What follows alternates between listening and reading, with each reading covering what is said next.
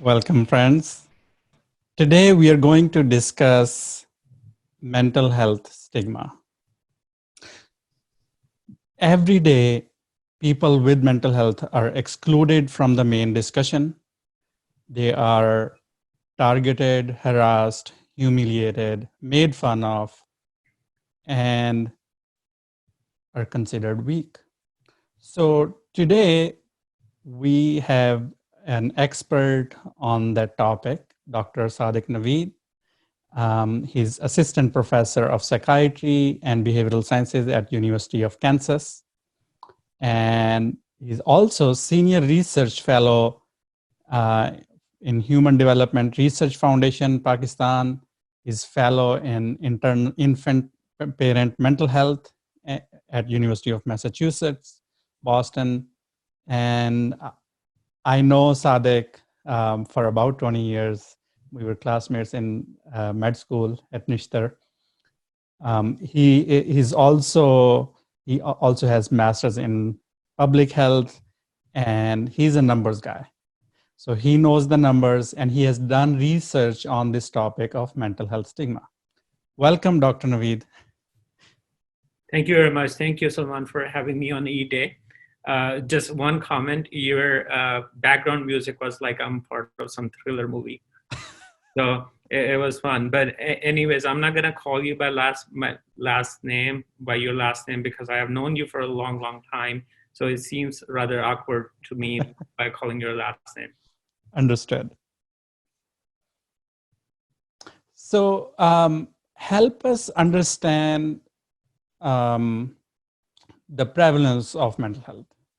So, when we look at the prevalence of mental health, there is a, common belief or myth that mental health illnesses are rather uncommon. But if we look at the numbers, if I give you numbers, just from my own example, if I include my immediate family, distant family, let's say about 70 to 80 people in like cousins and, in-laws, my own family, it will be around 100 people.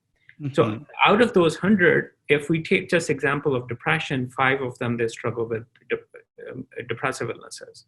Mm-hmm. So, and if we look at ADHD, 5 of them probably they have ADHD. Now, these are not, we should not individualize these numbers, but at the same time, these are group level findings. That's the prevalence, that 5% of people, 5 out of 100 will have depression. And I think if we look at lifetime prevalence, that probably goes far higher. It goes up to actually 16%. And just to look at the mental health global burden of diseases. So, when we look at as the public health providers to mitigate resources, when we look at the burden of an illness, which can include direct care costs, indirect care costs, mental health accounts for about 1/5 of them. So this is a hugely prevalent, illness that exists in our society. But for some reason, we believe that is not rather uncommon, or this is something I cannot struggle with. Absolutely. And before we move to the question of stigma, also this is a major cause of mortality, and for adolescents as well as young adults, it's the second leading cause of death, unfortunately. Yes, you're absolutely right. So for our viewers, how do you define stigma? So stigma is, the feeling of disgrace, shame, blame that a person or a society believes towards people who struggle with mental health illnesses. So let me give you some examples and, some stories. So one thing that, is very common on United States national scene is mass shootings. So every time when there is a mass shooting, you will hear mental health illnesses, untreated mental health illnesses. Actually, there was an article after Sandy Hook elementary school incident when there was a firing there. I'm reading you the quote from New York Times. And it does say whether this was an untreated schizophrenia or our failed approach towards schizophrenia. So what kind of impact does it create? It somehow we are linking mass shooting towards people with mental health. It's not the gun that triggered that mass shooting. It's mental health and hatred. I may agree with hatred, but this this statement carries a huge impact on the society. For people who are not aware, they believe that their president knows better, and making these sorts of statement creates a strong emotional reaction of society towards people with mental health illnesses. You said I'm a numbers guy, so let me give you an example of numbers. If we account for all homicides in the United States, people with mental health illnesses only accounts for 1% of them. So this is very low number. In a Swedish country, but let's look at what happens, globally. In the Swedish study, people with mental health illnesses were responsible, or they were involved in only 3 to 5% of these incidents. But on the other hand, they were victim of violence. Mostly in those crimes, people with mental health illnesses were victims in about 3 times more of the cases. So people are people with mental health illnesses are victim rather than perpetrator of these attacks. Absolutely. And I think that's where, just a side comment away from the main topic, but if the shooter is white, then it is labeled wrongly on mental health. And if shooter is brown, then it is labeled on the religion or Islamophobia and excluded one way or the other, rather than looking at things in a more depth or evaluate. It's a simplified version that is so misleading, and it targets millions of people who have nothing. In either case, it affects millions of people who have nothing to do with that violence, but are labeled as dangerous. Definitely. And, if you look at the mass shootings since 9/11, there was another study that was done, how many Muslims are involved. So Muslims are hardly involved in, mass shootings. And even if it is one person involved, that's unfortunate. But, if we look at the numbers, I can only think of one mass shooting that happened in California, when San Bernardino. So, I think it's a lot of time it arises from social exclusion and not having ability to include all the segments of society and understand that, let's look at the root causes of these issues and not take a simplest view of, what's going on. Absolutely. So for mental health stigma, what causes it? So I think we need to look at, what are the types of stigma. So to better understand, what causes it and what can be the impact of that. If we look at public stigma, that's a type of stigma. That's the reaction of a society towards people with mental health illnesses. I think there are multiple reasons for that. One reason can be, like I gave you an example, that president says that mental health illness and hatred pull that trigger, not the gun. These sort of statements carries a strong weight. Another example would be, the presidential candidate, though she apologized for her comments later, Marianne Williamson, she made a comment that, depression is a scam. Now, we know as a mental health provider that, there are neurobiological basis for depression. Now, what impact is going to cause on the society and the people who struggle with mental health illnesses? Another thing is, the media, the portrayal of how we perceive media, how media perceive these individuals with mental health illnesses. I will give you an example of a very famous movie that came last year, Joker. And, very popular, a lot of people liked it, but one thing that we forgot about that movie was they portrayed an individual who struggled with mental health illnesses, and all they can show is that the person is killing other people. So media portrays, or, if you look at media portrays and, the book content of around mental health illnesses, these individuals are, and I'm going to use certain words, and these are exactly from literature. There's not my own words, and they have strong feelings to that. So people with mental health illnesses, they are described as homicidal maniacs, that they're aggressive. I just told you guys that, no, that's not right. And they are rebellious, and they're childlike. So society needs to take care of them. So what happens is, people who struggle with mental health illnesses, they are either falsely charged of crimes, they're less likely to be hired, they're also less likely to be rented houses.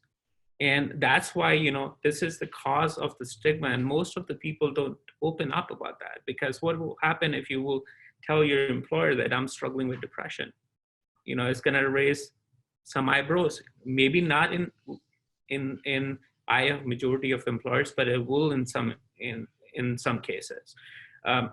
Then because of this public stigma, it also invokes self-stigma. And self-stigma is this is an internalized feeling of guilt, shame.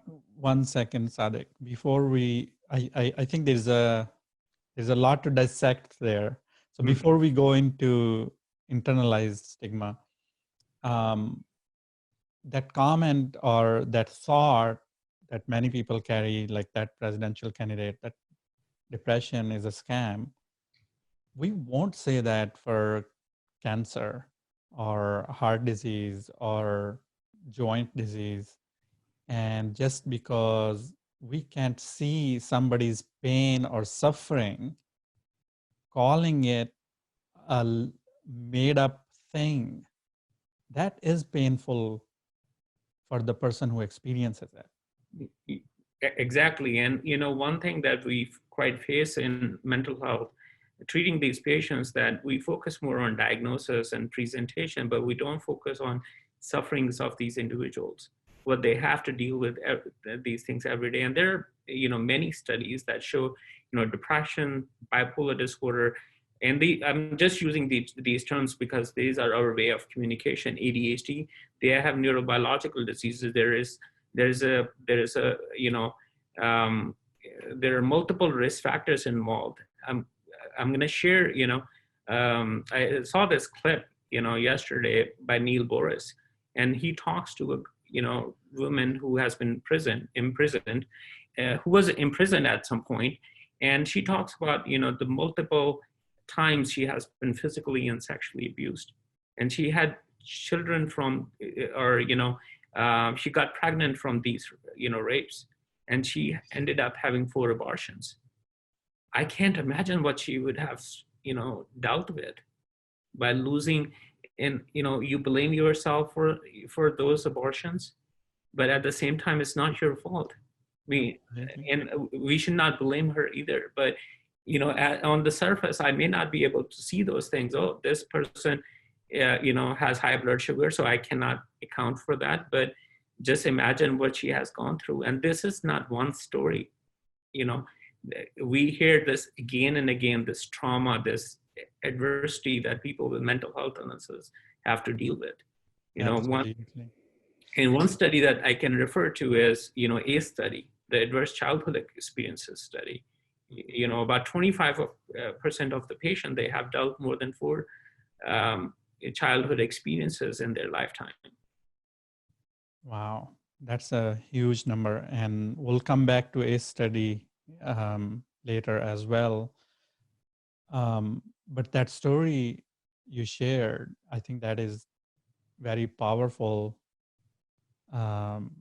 narrative. And again, we both can't share so many stories because of the HIPAA and our confidentiality, but these public stories are easily available. But so many times in any given week, there's that thought that I don't know if I would have been able to deal with this kind of trauma or this kind of pain and suffering. And on top of that, people who are listening or are coming, getting to know that situation, rather than showing compassion and care, they're calling all sorts of names or bullying these people, while majority of the world stands as a bystander.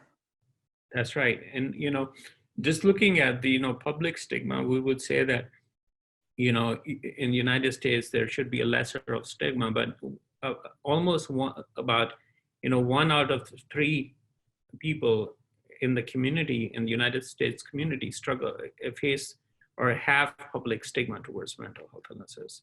So that also stems from, social exclusion of those people who struggle with mental health illnesses. So, and there are, some of the reasons I mentioned, but I think, one of the reason is social exclusion of those people from the society, and, our lack of openness for letting those people talk about these issues, and, portraying some sort of judgment towards those people. Absolutely, that is so unfortunate. And the general ignorance or people not understanding mental illness in itself creates so many biases and so much stigma. And people are afraid, or they take that, just like you mentioned, media portrayal. The little that we learn from media is, or other people, is so negative that these people are portrayed as monsters. Exactly. And another thing, somehow we would believe that this does not exist in mental health, healthcare providers. It is almost, prevalent in mental health providers too. So I can share another story where, about a couple of years ago, I was taking care of this young child, roughly about 12 to 13 years old, and he had multiple admissions for mental health illnesses. For confidentiality reasons, I'm not going to share, what kind of things were happening with him. But, and because of these repetitive admissions, at some point, reviewer made a comment that this person should be, or this kid should be in jail or prison. That broke my heart, So he only, unfortunate. yeah. And, and he came, and, we kind of helped him through, handle those symptoms with medications and therapy. And it also pleases me, or to share this with you, that, after a month, patient was discharged, mom called me, and she had inability to find a psychiatrist in the community because of the, the lag times that we have. And she said, he's doing so well on these, medications and therapy, that I don't want to want him to run out of these medications. So, this stigma is quite prevalent in all segments of society. And I think that's where, on one hand, we have this huge amount of stigma, and people can't seek care. And there are all these managed care organizations, or these administrative roles of where people are saying just send them to the prison, as if that is their solution. And on the other hand, there is lack of access to the care. Definitely. Also going into that discussion of the fear, do you experience, and we're talking in general terms, there is no specific person here, but do you feel as newcomers to your service, like medical students or new learners, do they have biases or fears in their brains before they come to your service? Yeah, so I'm going to share my own story. So I graduated from Pakistan, and we have, you remember, we have very limited, or used to have very limited exposure towards psychiatry. So on, first few days of residency and, our clinical externship, I was afraid, as if someone's going to attack me. But as I worked with, these individuals, and I don't want to say these and those, because that kind of separates me from them, but I came to know, very amazing people who struggle with mental health illnesses, and they're equally sympathetic and empathetic. And, and they are as much as lovable as people without mental health illnesses are. So among the new learners that you're talking about, the stigma, it is quite, I have, dealt with that myself. And only thing that can resolve is having contact with those individuals, learning more about these sorts of issues. I also found myself that these caring young learners and medical students, they want to learn, they want to do the right thing for their patients, but it is all, and many times they would share that before coming in, they were anxious just because of what media had portrayed or what they were told it would be. And I'm talking about the inpatient setting in particular. That first day they would be scanning the environment and being very cautious. And it wasn't until they got that contact. Here, I want to make up one point here. So, you will find it very interesting, and I can send you this article later. We did this study on empathy among medical students in Pakistan. And when I was writing that paper, I came across this article that looked at empathy among, medical students, new trainees, and, then people who have been in field for quite a long time. Study actually suggested that people who are early in their career, they have more empathy towards individuals with mental health illnesses. So that was quite, pleasant and surprising. But at the same time, the thing that, kind of surprised me negatively, that people, as you go, more and you spend more time in the field, your empathy level goes down. And I think a lot of it stems from the prevalent stigma in the society, and also the burnout that comes with it. Burnout, and I think that burnout and repeated exposure without proper care on the providers, and that leads to getting numb at times and feeling helpless because at the systems level we don't have the availability of resources. And I think we'll talk more in as we go on the prevention side of things. But now back to, you had divided stigma into. So there is a public stigma, and then there is a self stigma, and then some literature will also describe structural stigma. So, you probably know this, until about a couple of years ago, there in psychiatry, psychiatrists will not get paid, equal to a non-psychiatrist provider. So then mental health parity, bill came in. So this is just one example, but how these individuals, I can handle my billing issues, that's separate, but these individuals with mental health illnesses, how they face this stigma in the institutions. I gave you an example of that story with insurance reviewer. So that structural stigma, how our policies are laid out. If you look at our mental health care spending, it is minuscule, even though our global burden of disease is about 20%. I think as psychiatrist, on that structural level, do you experience or did you experience stigma? I think the first thing you can think of is, you are being called shrink. Mm-hmm. And, whenever I tell someone that I'm a psychiatrist, and, oh, that must be really difficult. And, you hear this quite often, as if I'm taking care of someone who is really challenging to, take care of.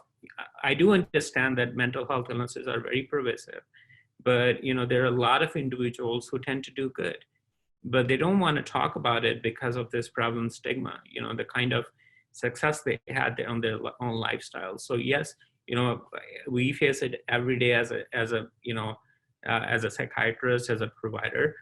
But I also feel like my sufferings are much lesser than someone who deals with those illnesses. Absolutely. But disparity towards mental health, as well as this sort of stigma, it discourages new people to join the field. So I remember when, and I don't know how your experience might have been similar, when I was choosing psychiatry, I personally experienced so many of my friends and family members were not very pleased. Yeah, yeah. There were a lot of comments, but let's don't get into that. I think All some right. some people believe. So one comment, you know, someone made that was in my residency training. Oh, you're in psychiatry, so don't change that in a certain way. And I don't want to use certain words, but don't change in that way. Just be normal. Mm-hmm. So as if the psychiatrists are different people than providers. Absolutely. Absolutely. So let's go into what is internalized stigma. So internalized stigma is because of all these perception from the media, from society.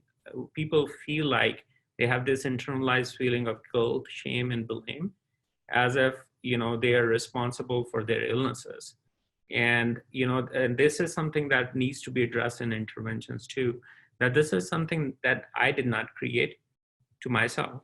And a common example would be substance use illnesses. The recreational substance use, and there are a lot of different point of views about that. Some people look at it as on the basis of on the viewpoint of morality. I mean, it's not person is doing morally something wrong. I mean, it might not be something that should he help with, but we don't understand the back end story. Absolutely. Like I talked about that, the woman from Neil Bohr's story, that she had multiple attempts of physical and sexual multiple instances of physical and sexual abuse. So we don't account for that. But even if someone has not struggled with physical or sexual trauma, we also know that substance use issues have neurobiological basis. So, Absolutely. so And also, I think starting from adolescence, it is more cool to go use drugs, and that is considered somehow sign of strength or popularity, to numb the same feelings that the other person is experiencing and is seeking mental health help. So society is pushing people first to do that, and then neurobiologically, some people are going to be more predisposed to then get addicted. yeah, I think if you look at the substance use literature, and I'm not substance use expert, so but a lot of time it comes from peer pressure in adolescence. But why someone needs to have that need to please someone? Mhm. What are we missing there? You know, is there anything Absolutely. we can help with that? And I do understand, as we grow as an adolescents, we kind of become distant from our parents and we engage with peer groups. But why do I need to do something to please someone? Which I think, and we also know from child development, the kids at some age are they look in things morally right or wrong, right? And what makes them walk away from that situation. So I think we need to take a broader view of this rather than having just looking at it as doing something to please someone or peer pressure. So there is far more complexity, and also I think, for somebody who, so many of our patients who have never even used substance, all the depressed with dealing with depression or anxiety, um, they are so hard on themselves for even minor things already. So they are trying so hard to be accepted, Mm-hmm. and trying to hide their true emotions. But so this internalization, so one, this is happening from the pervasive views of the society and then personal experience, past experiences, right? Mm-hmm. So is there, so I think as we, in a few minutes, as we move towards the solutions, is there anything else more on the division of or more in depth on the internalized stigma? So one thing, that comes is, and that is against from the perception from the society is, people with mental health illnesses are considered weak. So, and I have at least, heard multiple times that, when kid come to a psychiatric hospital, or a child or adolescent, and even an adult, they don't want to share with their friends or peer group or employer that they have been in a mental health hospital, because that will be perceived, negatively against them, right? So there is need for that label avoidance, because you don't want to be perceived in that way. So, and this self stigma also impact on the need to, get care, because you don't want to see a psychiatrist or psychologist or a therapist or another, a provider in mental health field, because you may meet someone and they're going to say, okay, you're getting this help, there might be something wrong with you. This is not by belief, but I'm just Absolutely. how that person can feel. And this culture, this problem actually is even worse for men, and particularly if we look at um, all the research from VA for veterans, that the shame for seeking help is far more, even though we know that seeking help would help or mitigate or help them overcome their suffering. Yeah. So we did actually a study on a review of article on suicide during transition of care, and what we found out was female were more likely to seek help. If they got discharged from the hospital and they started to have suicidal thoughts, they are more likely to seek help than male, and it exactly comes from that self stigma, how that person believes themselves or they view themselves, because they are having these suicidal thoughts. So I completely agree with you, and literature also corroborates with that. And for that very reason, unfortunately, the number of completed suicides is also more in that middle-aged males. Exactly. So I think our next transition is towards the prevention of stigma. Anything before we move towards the prevention? Let's talk about interventions and things that we can do. Sure, go ahead. So, the interventions, I think, first I will, share what is the existing view or viewpoint about what can be done. So Patrick Corrigan, when we were doing a review article on interventions to reduce mental stigma in educational institute, I came across this three-pronged strategy by him. Patrick Corrigan is actually working at the Joint Center by Illinois Institute of Technology and Chicago Consortium for Health Stigma Research. So he actually, described this three-pronged strategy. One is psychoeducation, or education, just to make it simpler. And what brief educational messages in that review of article, what we found was even text messages, billboard messages, simple messages can also help to curve or to target the stigma. But another thing that is more important is the content of this message. Earlier we talked about internalized stigma, that people blame themselves for their illnesses, but they don't know that this comes from a neurobiological base.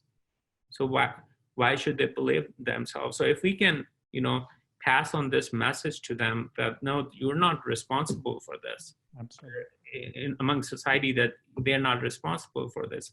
It can help. And psychoeducation in several studies have been, shown to improve outcomes for, multiple psychiatric disorders.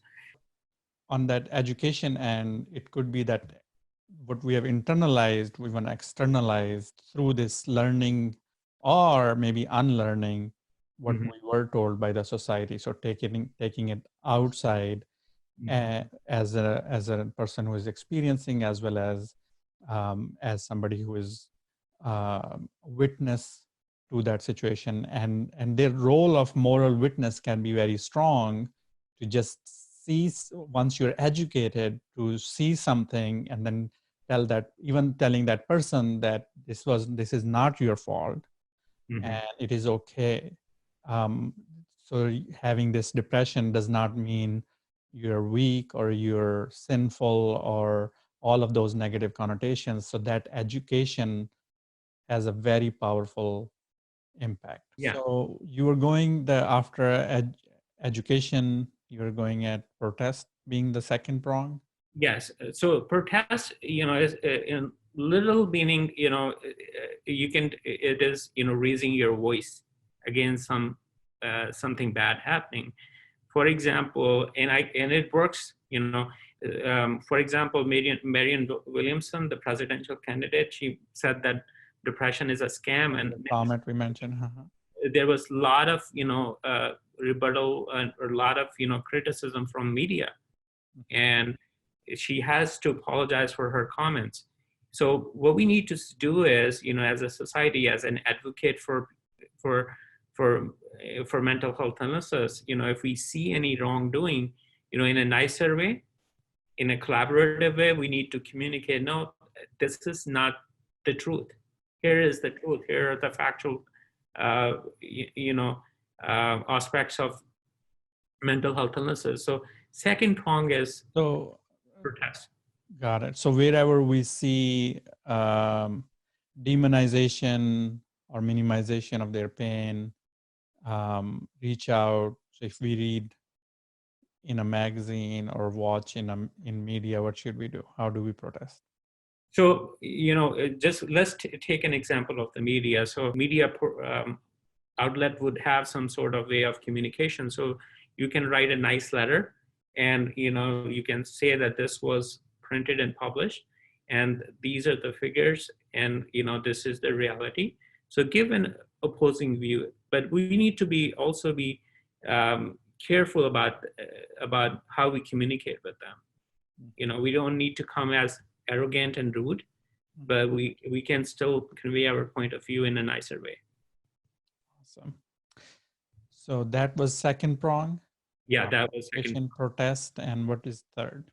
Third one is contact-based interventions. So as you know someone with mental health illnesses, and like I said, I gave you an example, that out of 100, 5 people are gonna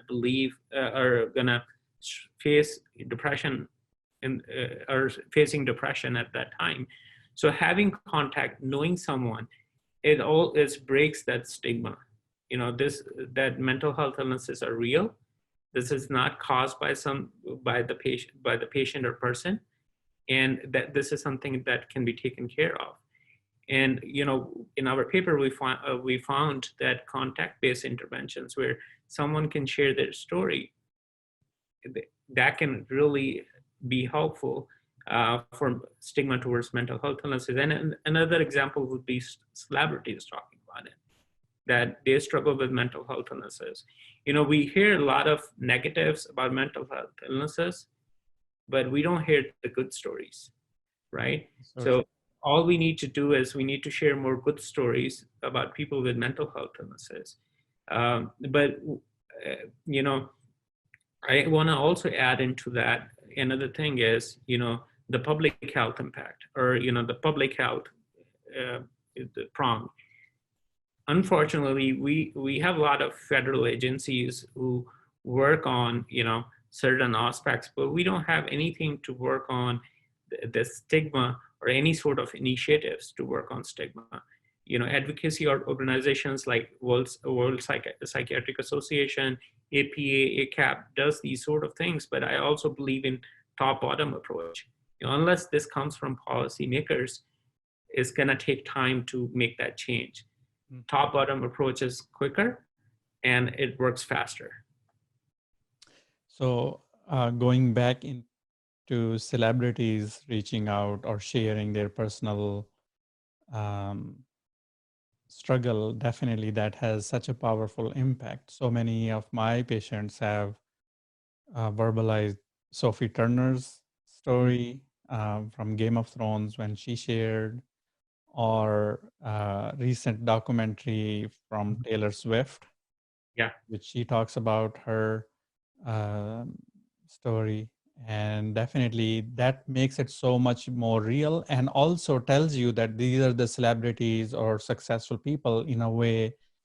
um, all that demonization is diffused when we look at this real person who is opening up about their struggle. definitely. And while I'm mostly working in inpatient now, so I don't have a longitudinal view. But when you have done, you are working in outpatient, so on average, about a larger proportion of those individuals, they tend to do very well, and they're very successful in their lives. They yes, there are patients who struggle, but what we also need to remember as a society and as a healthcare provider is we don't need to focus on the disorders of those patients or diseases of those patients. We need to focus on their sufferings. Absolutely. They're far more than just those labels. And I think that is another part with stigma, that we don't define a person with other medical disorder as their definition in general description. I'm talking more in layman or public. We won't describe a person as like, look at this person with peptic ulcer, or look at that person with arthritis. But for mental health, um, the descriptions, we make them nouns there for their diagnosis. So this person is bipolar, or this person is borderline, and they know that person has bipolar disorder, um, or that person has borderline personality disorder. And I think there is some stigmatization even in some of our names in the diagnosis, um, or they maybe became more they got that negative connotation over time as society used them in a negative way. Yeah. And you will be surprised to hear, how often we use, schizophrenic individual, autistic child, um, intellectually disabled child, you Right. know, And for in, intellectual disability, there have been two name changes just because people started labeling. So the idiot was a term for in the diagnostic manual, and uh, that became slang. And then mental retardation was a term, and now that had to be replaced because of all the negative connotation. if you look at, history in 30s, a lot of mental health illnesses, they were described in terms of insanity. Hmm. But because there was so much negative connotation that we don't use it these days. So, Absolutely. I think, mental health illnesses, they should not define a person. It's just, the part of who they are. Absolutely. I if I'm okay to have a diabetes, we have so many people struggling with diabetes, right? Mm. Um, you know, It doesn't define that person. That person is not just their one diagnosis. I liked one uh, key phrase from Tourette syndrome organization about I have Tourette, Tourette doesn't has me. So one thing I don't like, I don't know what is your view. I don't like the label particularly for the personality disorder. mhm, That in itself, that word has a judgment, mhm, um, because it's personality and a disorder. So it becomes very um, difficult. Of course, we have to use to communicate with other providers for the better care or the better treatment. But just like you mentioned, these are just labels. mhm. The goal is look at their suffering, not their diagnosis or not their labels. Yeah. Just how much are they suffering, and have that compassion for them. Yeah. So I think the two personality disorders that comes to our mind quite often is borderline personality disorder and maybe, antisocial personality disorder, because they are frequent, utilizer of the care. They have more struggles. But like I said, and you mentioned that we need to focus on their sufferings, because how it will be for me if I cannot regulate my emotions. And that's part of, one of the diagnosis or symptoms or clinical features of borderline personality disorder is affective dysregulation, that they cannot regulate their emotions. On the days when I'm feeling sad, it's really hard for me to tolerate it. But if someone is having that struggle, in lifelong, just look at their sufferings and what are they dealing with. So I think, with like you mentioned, that some of these terms are should be used more in a communication way, like um, um, in terms of continuity of care. But unfortunately, there's a lot of negative connotation to that. And I think that for utilization of care or higher utilization of care, same thing. If we look at other models, like Mm-hmm. for example, let's say heart conditions in for cardiology, ischemic heart disease, the heart attacks, they are higher utilization of care, but nobody's going to demonize that just because there's higher utilization of care for emergency room or other admissions. It's instead, it is going to be looked at from that public health perspective that these people need care. So how about we reach out early, we prevent, and we treat them early before the condition reaches at the higher level. But for these diagnoses, like for example, borderline, that gets demonized, that for somehow it is their fault, which they are already they're hard on themselves. And then society places even further burden of responsibility on them while they are not. But I think let's go back into that connection with ACE study that you mentioned earlier, because that trauma in the early childhood has a lot to do with not only into borderline, but also so many other diagnoses, as well as other health conditions. Yeah, and what we have learned is, childhood trauma is responsible, or can be, is present in about 7 out of 10 deaths in the United States, because it does not only impact your mental health, but it also impacts your genetics, your immunological system, your endocrinological system, and epigenetics. So there is a whole field of epigenetics too.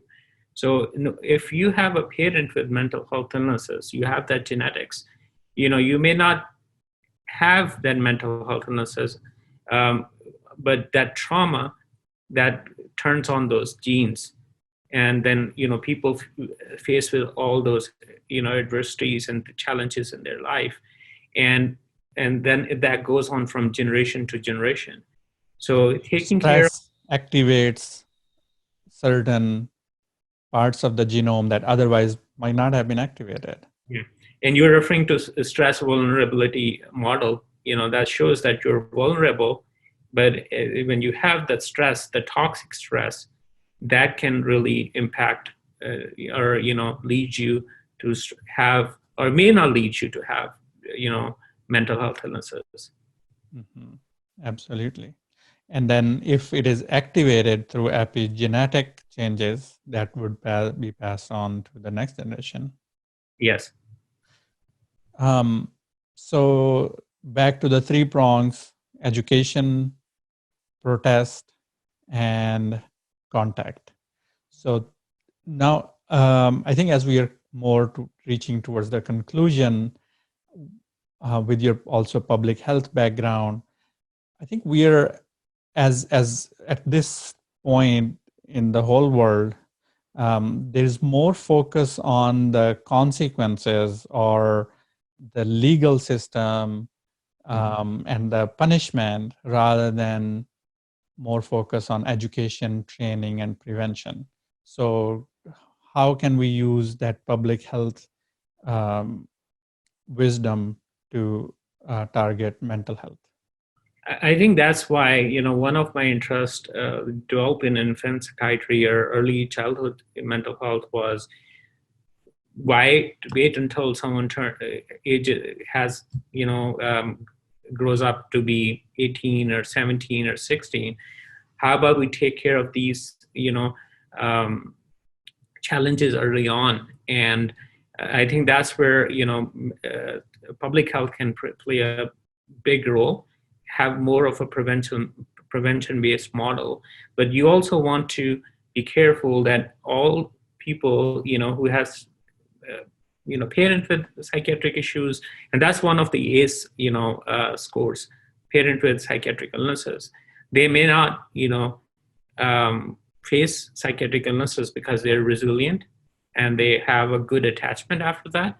So I think we really need to mitigate and do targeted interventions. But I agree with your prevention model, and I just look at. I'm gonna give you an example from physical health. If you look at the United States, CDC has moved away from, or there's not a lot of burden from infectious disease illnesses. Is With the exception of Corona. Yeah, it is kind of it seems awkward to say in this current pandemic, but U.S. is not struggling with polio. It's not talking about TB or typhoid. The major causes of deaths in the last century. Yeah, because we focus more on prevention. So we're not spending money on infection control, on the treatment of infections. And that's why, in hospitals, there is a whole focus on infection prevention. Mm-hmm. But if you take an example of Pakistan, we are still dealing with polio. We are still dealing with TB. We have a higher risk of waterborne infections because we have not taken those preventive measures. Similarly, we have been slower. Are on that side. There have been initiatives, but we have not done enough. That's what I would say. But I think similarly on mental health side, we have not done enough on the prevention part, on the education and promotion part. And part of education and promotion is taking care of mental health stigma. If someone wants to talk about it, they should not be demonized. They should not be considered as an alien person. Absolutely. Well, this definitely has been very insightful discussion. Any summary, conclusive comments, remarks? Just one message, and I think we talked about it 2 or 3 times. Don't focus on patients' diagnosis. Just focus on their sufferings and what are they dealing with on an everyday basis. I think that's all I have to say. So, powerful message. Don't focus on the person's diagnosis or labels. Focus on their suffering. Have compassion towards them. Learn new things. Unlearn what has been internalized. And that is how we will change the attitudes or wrong attitudes towards mental health. People who are suffering, anytime where we experience suffering or grief or sorrow, that's the time to reach out, have more compassion, kindness, and that would literally save their lives, save so many people's lives, and you can make that difference yourself. So start reaching out in your circle with your loved ones and make that difference. Also, remember to share this insightful interview with Sadiq, Dr. Naveed, with your friends and family members. We want to raise awareness. Also, if you have any ideas or any powerful messages that you would like to discuss, please share in the comments below. And remember to subscribe. Thank you so much, Sadiq. It was such a pleasure to talk to you. Thank you. And there's probably more depth, and we'll hopefully connect soon again. Inshallah. Thank you. Thank you. Bye. Bye.